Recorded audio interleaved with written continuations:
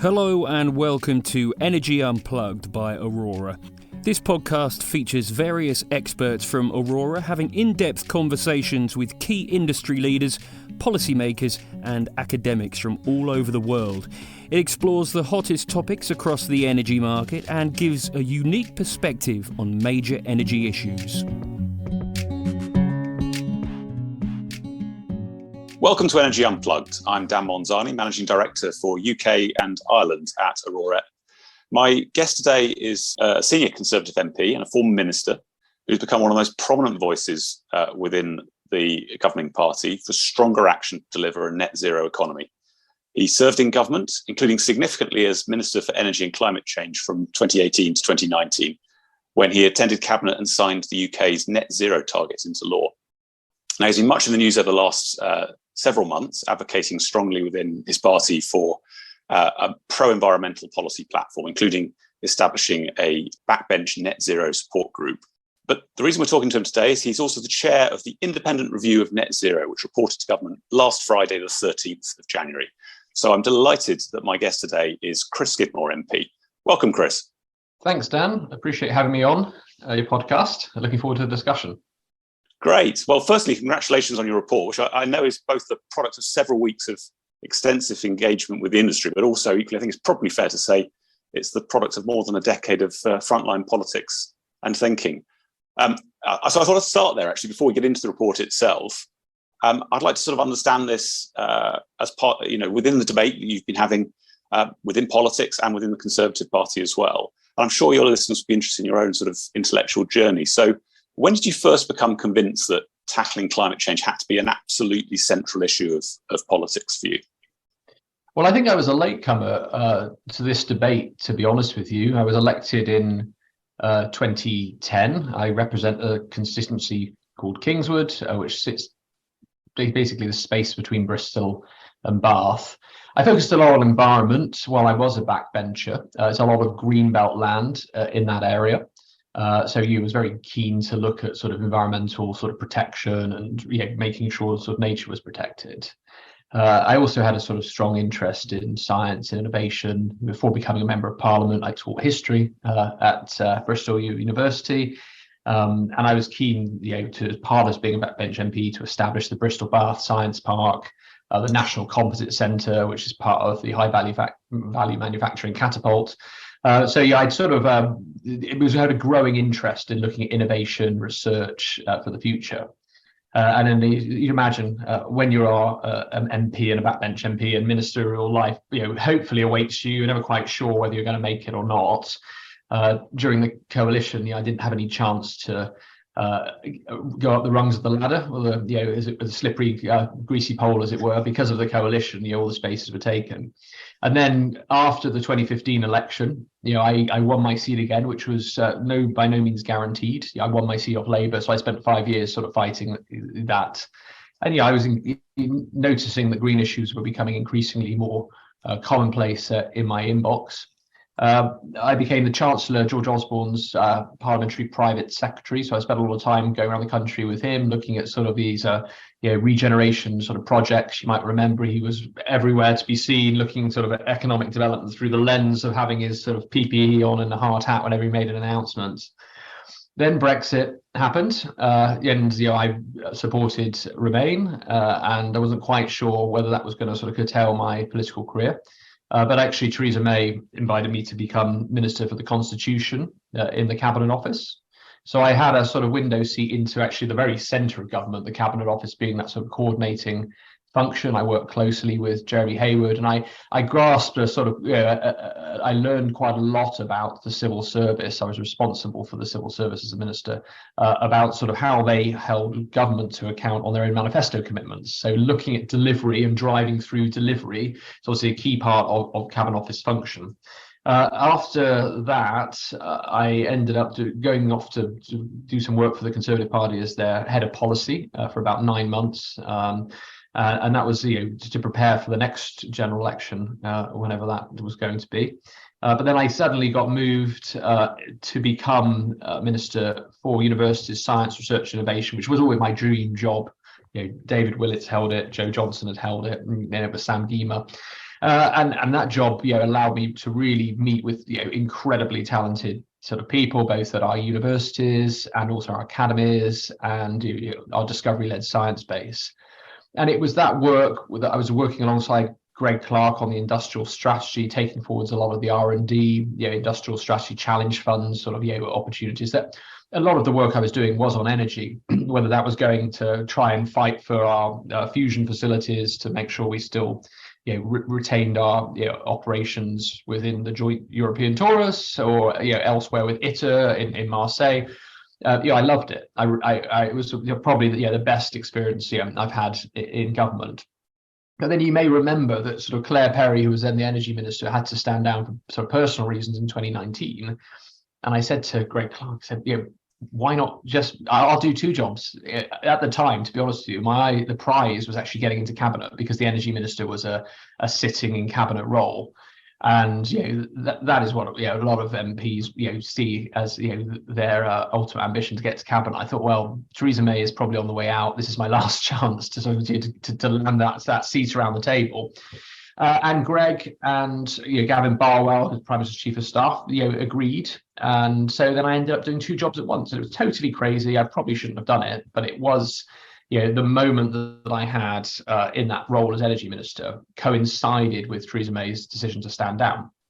And the government was then looking for a legacy for the outgoing Prime Minister. She'd failed on a Brexit deal. And what I was able to give to the Chief Whip, to Gavin Barwell, was an opportunity to take forward a piece of legislation that wouldn't be requiring primary legislation. It would only be requiring secondary legislation.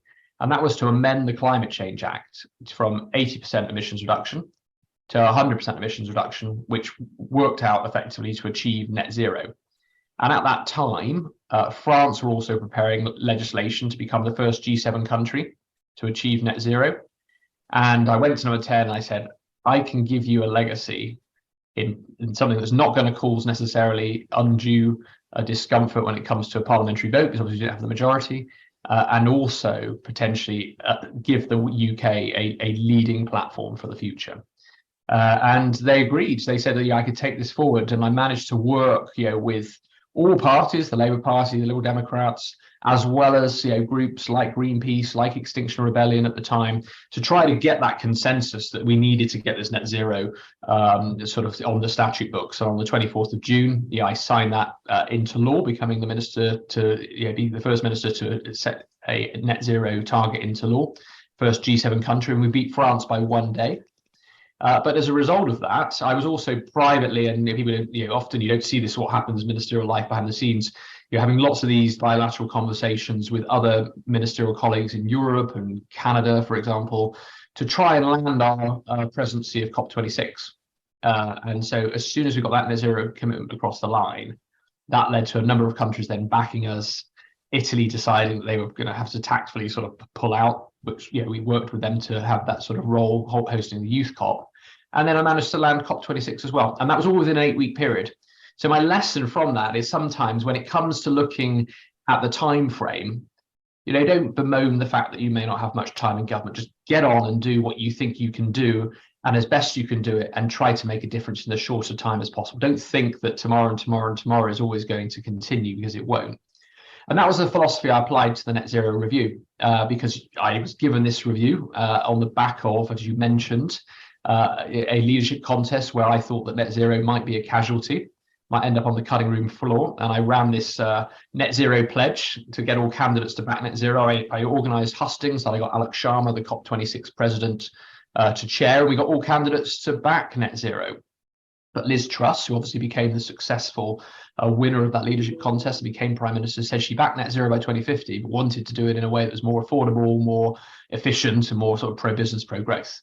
Now, we all know that net zero is pro-business, pro-growth, but that gave me potentially an opportunity. And when Liz Truss asked me to chair that review, some people might have thought it was a hospital pass. Was I being asked as chair to give cover to bringing in other sort of areas such as fracking or something? And I was very clear coming out of the stocks to say I wouldn't be sort of looking at fracking as an independent chair. I cherish that independence, but I was only given 3 months to do the review. And some people might have balked at that and thought, I can't achieve this. But I said to the team, and I had a fantastic team, the 20 civil servants from across government, comments from the Bank of England, DIT, DEFRA, let's all make this a moment where we can be proud of something and we want to put it on our CVs. So let's throw everything at it. And that was a strategic choice. I could have done a 100-page report picking up sort of certain areas of focus, but actually I thought I would, try and be as comprehensive as possible. This was my one last chance potentially to influence net zero policy for the future. I'd been out of government since February 2020, even before COVID. So, I sort of hadn't been involved in the net zero strategy. I hadn't been involved, obviously, in Glasgow either. I would have loved to have had that opportunity. It just wasn't presented to me. So now I was going to seize this moment with both hands. So I said we were going to, maximum possible whole of society consultation. So we received 1,800 written evidence submissions, but also I was going to get around the country, get to every region in England, every devolved nation in the UK, to demonstrate that I had earned the right to be heard. Because so many times with these reviews, they're a closed shop. They take place in Westminster. You don't get that opportunity to bring in the lived experience of communities across the country. So we did 52 roundtables. That meant I actually met face to face about 1,000 people representing obviously organisations far larger than the individual, online or in person. And as a result, it was the largest engagement exercise specifically on net zero I think that's ever sort of taken place. But that gave us a platform then to bring forward this report. And obviously it's 130,000 words, 340 pages, 129 recommendations, and some of those recommendations are very much thinking in the long term and creating the infrastructure and the frameworks we need to deliver on net zero. And we'll talk about that in a moment, I'm sure. But I see this as a delivery and implementation document. Hopefully other countries can potentially think through the implications of this, of how they deliver net zero for themselves. So there is a strategic advantage, I think, in thinking about this document, not just as a suite of recommendations to government. That was never my intention. This is more about the framework and the narrative of why we should be doing net zero. And it's not just an environmental policy anymore. Since I signed net zero into law 42 months ago, the progress that has happened both in governments, where we've seen now 90% of the world's GDP under some form of net zero target. I simply wouldn't have believed you back in 2019 that would be the case, but also from the private sector who will put their own net zero plans in place, but they remain words on a page. They are strategy documents, and everyone is now thinking, how do we deliver, how do we implement our commitments? So I think this review is very timely now, not just for the current administration and government, but potentially obviously for all political parties in the run up to the next general election, but moving outside of the realms of Westminster, but also, the energy sector, the finance sector, the charitable sector, to think through this document and what it means for them, because 50% of all decisions that are needed for net zero will not be taken by government. And I'm very keen that we have this ability now to think more widely about what does this mean in terms of government's accountability, what does it mean for transparency, what does it mean obviously for the certainty around future investment. And I hope this report will be seen not just as a report into government, but a report by the sector for the sector. That's really useful. And I mean, like a bit of a spoiler alert for listeners, we're not going to go through all 129 recommendations, but I hope we can pull out some of those themes. And I'll come back, I hope, to the state of the debate within the Conservative Party on this as well, because obviously some of the origin of this, as you said, speaks to that. But let's turn to the report first. The first section is very much about the case for net zero. And I think if anyone had thought that you were going to provide a fig leaf for people going against net zero, they'd have been very disappointed by that section. So in a nutshell, what's your argument for doubling down on net zero now, when the voters, if you ask them straight up, would probably say their main concerns are the cost of living or struggling public services? So you're absolutely right. Part one is very much setting up the macroeconomic case for net zero. As I said, I thought this was, had to frame a new narrative for net zero. It's not just, it's not a religion, it's not an eco project, as some detractors might say. It now provides us with an economic platform to transform the future prosperity of the UK. Not just that, but if we look at not taking forward net zero, so if we'd had, the alternative is not zero, we will miss out on billions, if not trillions, of investment, a wall of capital that is waiting to be spent by international investments in the UK if we can deliver on the projects, on the programs that are needed. And that requires obviously certainty, consistency, sort of clarity when it comes to future policy frameworks from government, but also from making sure that we have the skills and those wider infrastructure challenges solved. But ultimately, the case is not just that this is about our place in a global economy, of bringing in inward investment, of encouraging green exports, of generating new green jobs. Behind that is the case that net zero is not an eco project. It will ensure that households become warmer and richer over time. And I've been very keen in the report, not just to take evidence. We've got our own net zero distribution and analysis tool that is honest and upfront about the costs of net zero and what needs to be spent, but also recognizes as part of the transition, individuals will need to repair their homes over time anyway. Individuals will need to replace their gas boilers over time anyway. Individuals frequently change their cars anyway.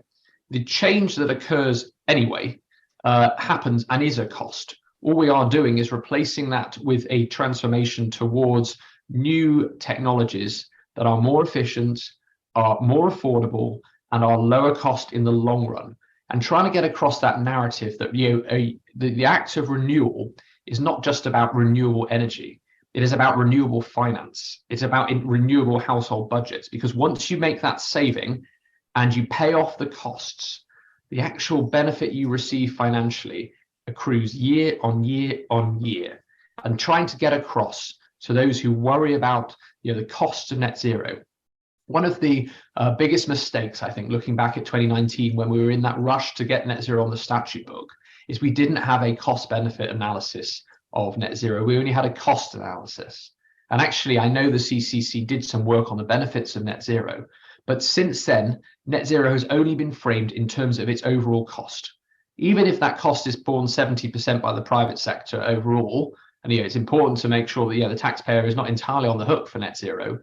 The Public Accounts Committee is always going to come forward saying, what's the cost of net zero?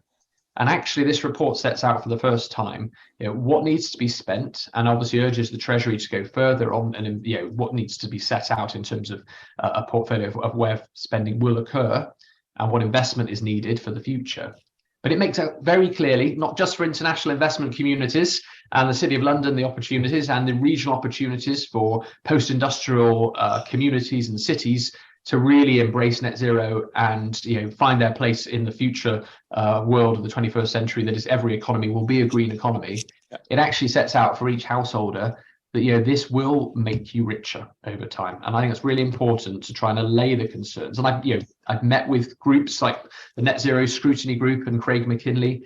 I think in climate policy, sometimes we often speak to ourselves and don't speak to those who we think don't share necessarily the same sort of worldview.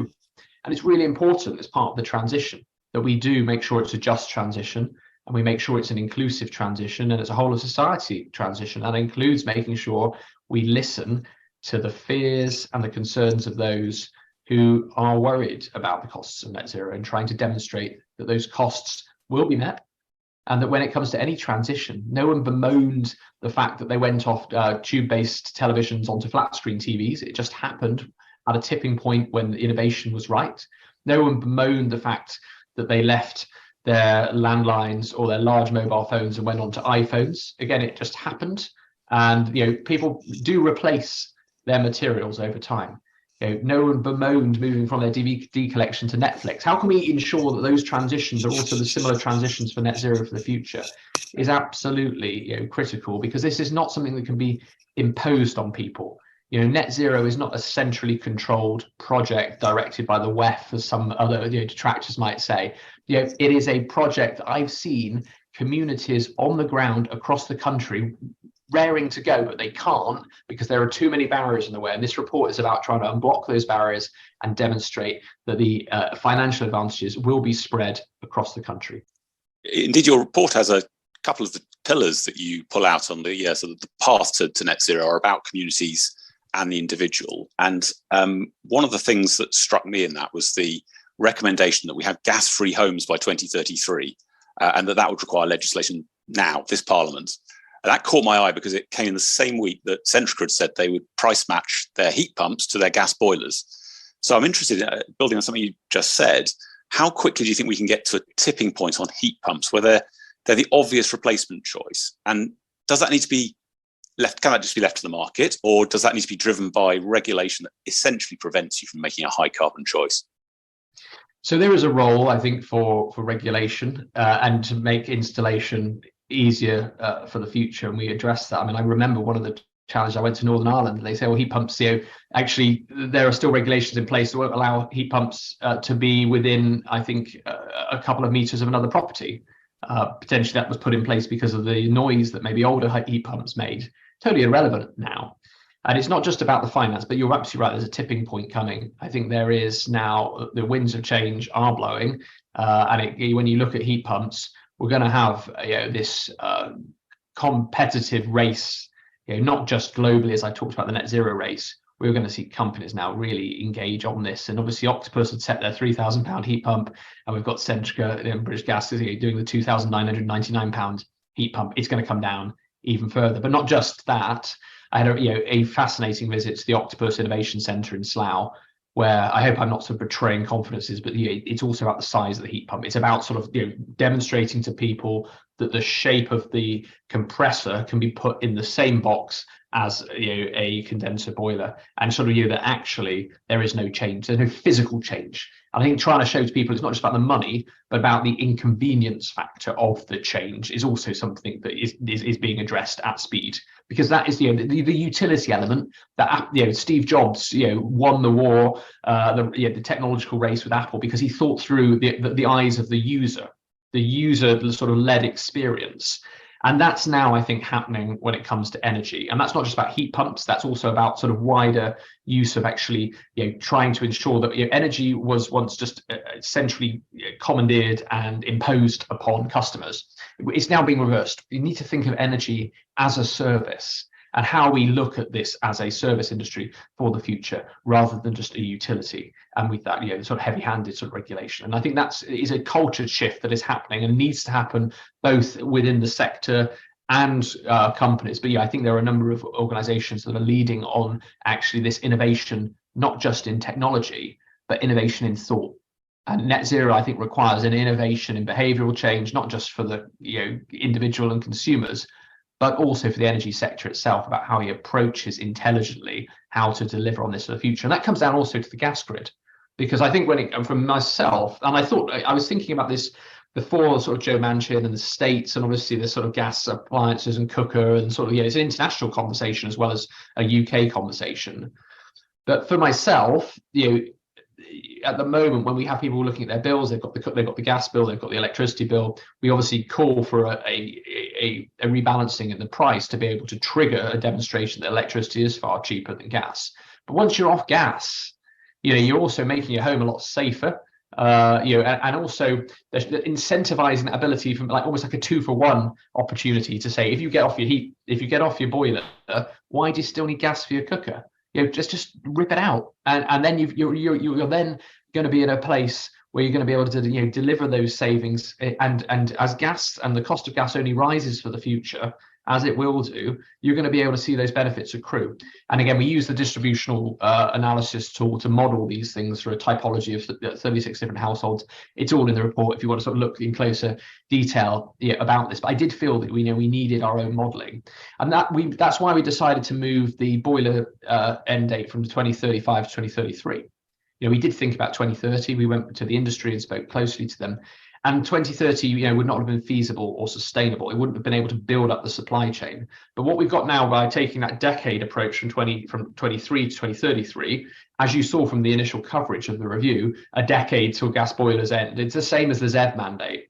And that provides that sort of coalescing impetus, I think, for the sector to get on with it. At the moment, everyone's still holding off slightly. 2035 is just too far away, whereas 2033, I think, hopefully provides people with that sort of big bang moment. And then obviously there's a wider question on the future of both new homes, because I think if we can get on with new homes ASAP, why not? Obviously, retrofit is the larger challenge. But on the new homes, we've talked about having a net zero home standard that would even go further than the future home standard. Solar on roof, fully sort of insulated, beyond EPCC, thinking about net zero performance certificate, and also no gas in the home. But obviously, there are conversations still about the future of hydrogen for heating. I'd sit there in some of these round tables and see the sectors argue amongst themselves. Now, in terms of the review, we've talked about bringing that date forward for a decision far sooner than 2026. But there may be some areas off grid where they want to use hydrogen for heating. Northern Ireland, very keen. Green hydrogen for onshore wind. Scotland in the north, beyond the gas grid and thinking. But ultimately, this is going to be a heat pump revolution. It's going to be electricity that drives the transformation. And I hopefully have been clear about that in the report.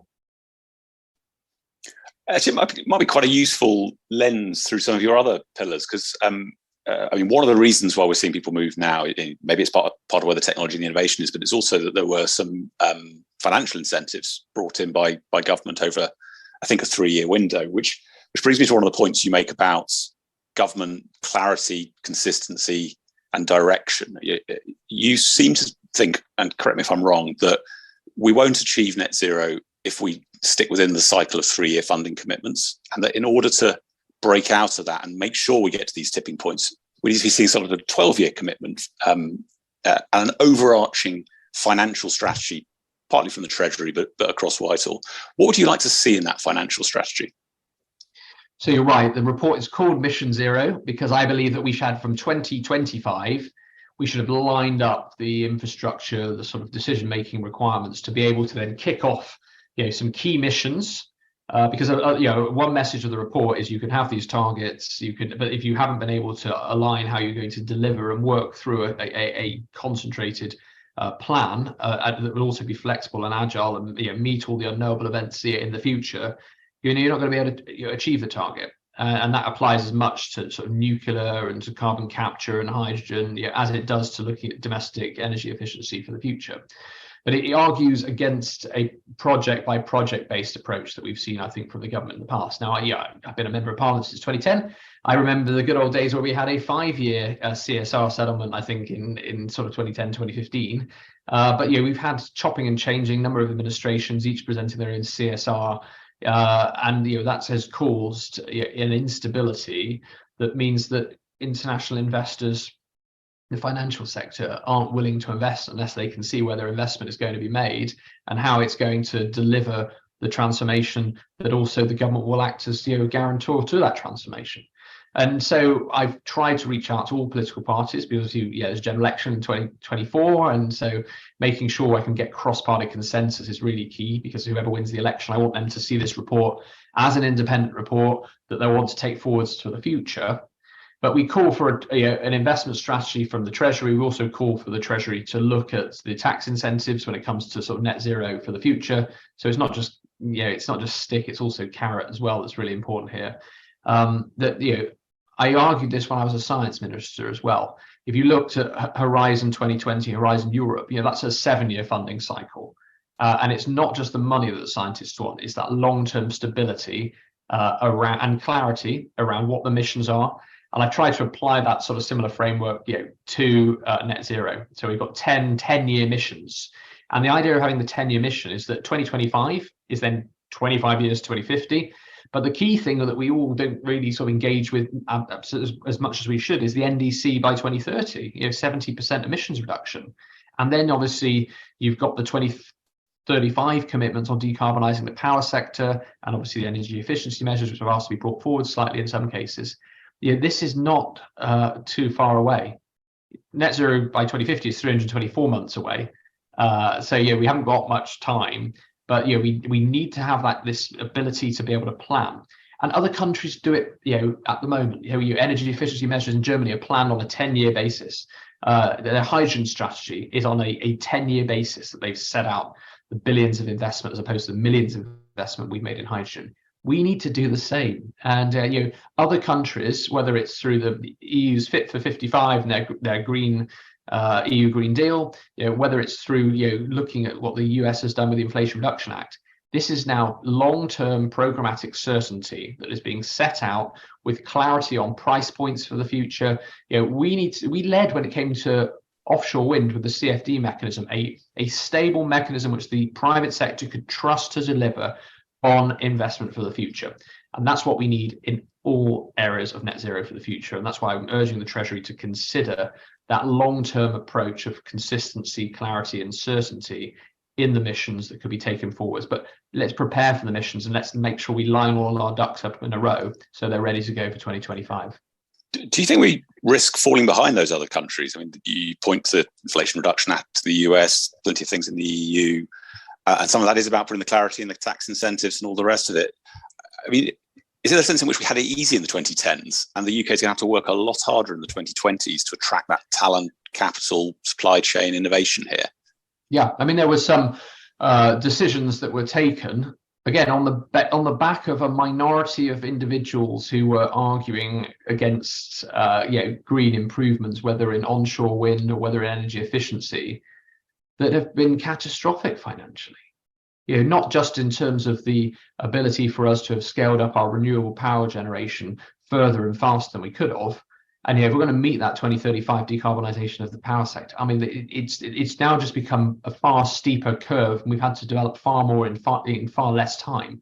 And that's the challenge with this report presents, because when I was asked the question, how do you achieve net zero in a more affordable and efficient manner, my answer in my 320-page essay is you achieve net zero in an affordable and efficient way by doing as much as you can now, because the costs will only rise the longer you delay. And to create uncertainty means the investment will go elsewhere. And we've had in the past an argument, well, the UK's been leading and other companies don't want to go elsewhere. What the US has done in 2022 with the Inflation Reduction Act, the 369 billion pounds worth of investments can be made in green technologies, means there is now another place for these companies to go. What Germany is taking forwards, or even what China's taking forwards, there is other countries that investors can now locate in a way that potentially that wasn't the case 10 years ago. So we are in this global net zero race, and that in a way is fantastic, because the progress that we will make as part of that competitive spirit is going to deliver global transformation on emissions reduction. But the UK has to ask itself the question, does it want to lead or does it want to follow? Because to lead is far, far more affordable and cheaper in the long run than the costs of following. There are no free rider advantages now in net zero of the UK simply waiting to just see the US or Germany or other countries pull ahead of us. And I urge the UK government to think through the impact of not zero, because net zero now is the primary agent by which we can achieve economic growth in the future. Just turning to that sort of 2035 target, there's another argument that climate skeptics or people worried about the cost, perhaps to be fair, will make, which is actually energy security. And you make quite good use of, in your report, of some of the recent problems around resource dependency on Russia, gas and so on, to argue that actually net zero is about energy security. Could you just sort of talk a bit about that? Do you think we should be sort of repatriating supply chains a bit, or is it more just about getting off gas? So you're absolutely right. 2022 was a catalytic moment. Russia's illegal war in Ukraine created not just a cost of energy crisis, it's a cost of gas crisis. And I think other countries have woken up now to the fact that fossil fuels in the longer term are not just responsible for causing the climate crisis, they will be responsible and continue to be responsible for engendering the future security of those countries. We used to worry about the lights going out when it came to wind and solar. The lights go out now because countries can't secure a supply of gas, and it has placed them in an incredibly vulnerable state where they are now dependent on foreign powers for their future livelihoods, their healthcare, all of which requires the energy that's needed. And other countries have now decided that the answer to this problem is renewables, is clean power, whether that's in the form of nuclear as well.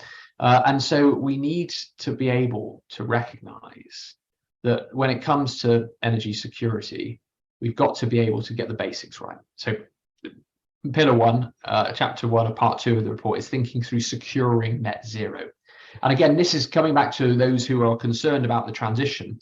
If we're just simply buying up solar panels from China, that is not a long-term energy security strategy. We've got to think through how we create the secure supply chains with our own democratic Western nations. So we're not in hock. We don't repeat history when it comes to renewable and clean technology. It's really important that we get that sort of thought through. And obviously with that comes thinking about the skills supply chains, the material supply chains, the critical mineral supply chains. All that is in the report, thinking through how we can deliver on net zero and make sure that we don't put ourselves in a vulnerable position as we have with gas in the past.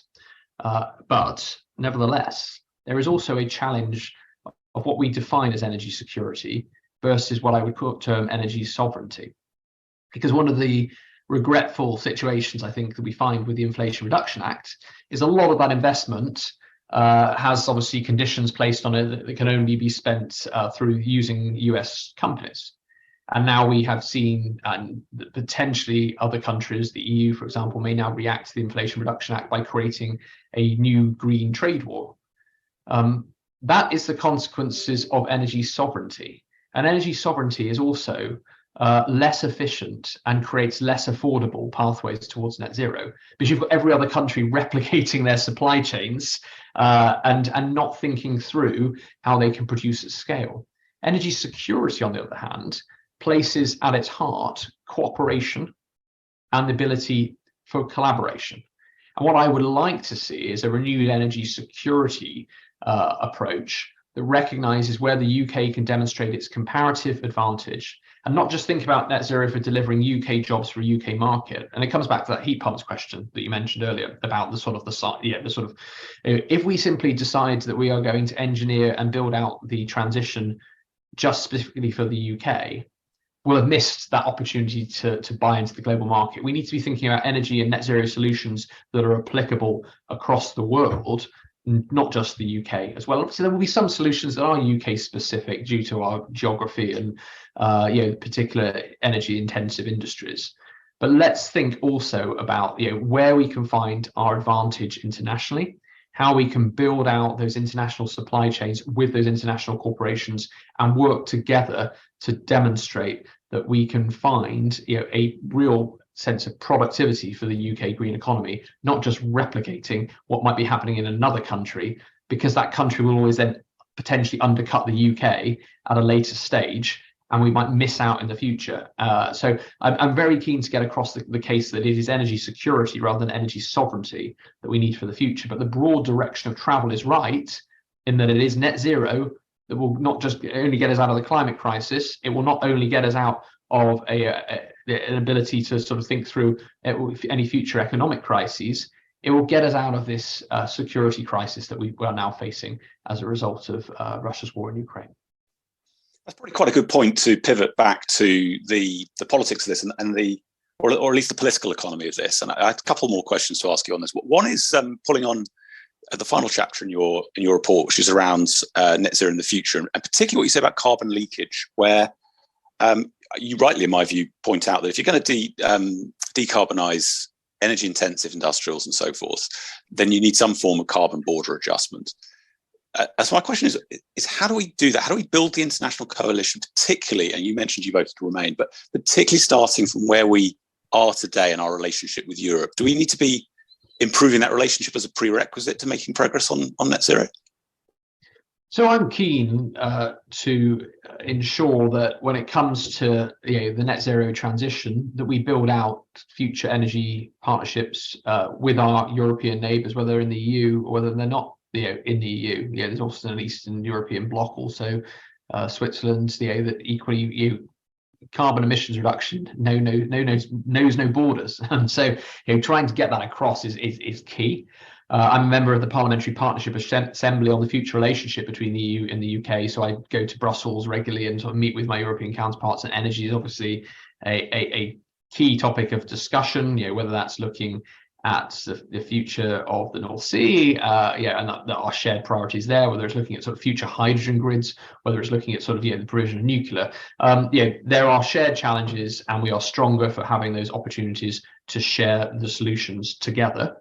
And I will be actually presenting the report to all the energy attaches next week. Actually, I'm having a sort of discussion with them because I think, again, the commonality of interest and the recommendations made in this report aren't just UK specific; they apply to other countries as well, and I'm keen to share them internationally.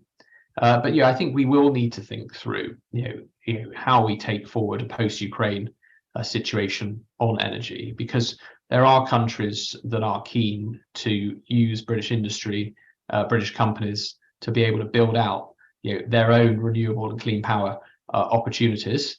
There are other opportunities for other countries. When it comes to heat pumps, we have very few heat pump factories in this country. We potentially might want to bring other European heat pump factories to the UK, certainly if we need to be able to build out the numbers that are going to be required. So let's have those conversations. I think probably they can happen separately to any sort of revision of any EU deal. We haven't got time to waste, to be honest. So I've always been keen to have energy as a separate sort of carve out and to maintain the dialogue. And then also with the US. So I really do strongly feel that we've got to be able to think through what is our answer to the Belt and Road strategy that sort of China has taken forwards. How can we as democratic nations use energy as an opportunity to be able to work with less developed or developing nations to also demonstrate that we have that shared challenge and that we will work together. So I'm keen to use cooperation with our European neighbours and also our US partners and Canadian partners and South American partners as well to work on that sort of ideal of demonstrating that when it comes to the global energy supply, when it comes to sort of global commitments to reduce carbon dioxide emissions and achieve net zero, that we work together as democratically interested nations. Fascinating. And if I may, I might read you my final question, just to take you back a decade or more to when you first came to prominence, because I think it sort of perhaps puts a lens on some of the debates that are happening that you entered into during the leadership debates last year. I mean, you were one of the co-authors of a very famous book now, Britannia Unchained, with a number of other, at the time, rising stars, and Liz Truss, Kwasi Kwarteng, and so on. Now, reading back at some of the sort of some of that, I'm struck actually that a lot of that was motivated by concern about British economic competitiveness.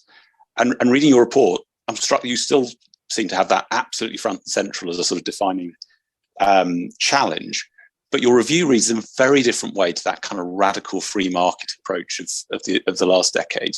It's sort of less getting government out of the way and more reshaping government, so it's an enabler of pointing economic direction activity in the right direction. Do you think it's that diagnosis about the active role of government that makes it so controversial within conservative politics?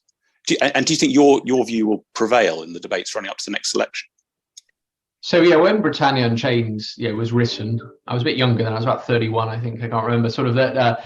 I was the youngest of the five, and obviously the one that never made it sort of as a Secretary of State. And I think people have referred to me as either the sort of Pete Best or the Stuart Sutcliffe of the Britannia Unchained group. I saw someone on Twitter, however, referred to me as Pete Sutcliffe of the Britannia Unchained crew. Might have got a bit confused there, but I've obviously had the opportunity, not being a Secretary of State, to over the past couple of years to sort of grow out my sort of independence, and I've got this sort of senior fellowship at the Harvard Kennedy School where I've been sort of thinking through some of these ideas. Actually, I think Kwasi Kwarteng would probably share my view that you have an active role for the state to be able to shape the strategy that is needed. And actually, when it comes to climate change, that active role, needs to happen at a national level, not just an international sort of level. I think we've sort of learned the lessons now of intergovernmental approaches that didn't allow for countries to take industrial strategies or green industrial strategies forward, which is effectively what this report is trying to do. Nevertheless, though, when you come back to looking at Britannia Unchained, my chapter was actually, I think, called Buccaneers. So my chapter was on Israel and specifically focusing on the importance of research and development. As we know, Israel is now touching, I think, 5% of its GDP, both public and private, is now being spent on R&D. But back then in 2012, I was making the case, this is before we had our 2.4% R&D commitment in the UK, that we needed to change our economy and shift our economy towards a innovation and research-based rich economy. And I stand by what I wrote in that chapter. Obviously, it was a polemic. We were looking to rattle the cage. We were trying to get the Tory party to actually get off stale debates around social conservatism and the European debate, to be honest with you. We're saying, look, doesn't matter whether we're in or out of the EU. The key point here is that there is a wider global economy, the tiger economies that are taking off, and the UK is in a global race. And I haven't changed my mind when it comes to that global race argument, and I've applied it here to net zero. I think 10 years on, if you'd asked me as a 31-year-old, obviously would I be interested in climate change? I wouldn't necessarily imagine so. And I think it demonstrates the ability for the world to change. I'm fascinated how net zero went viral, for example, thinking about policy frameworks that are going to succeed in the future on those that fail.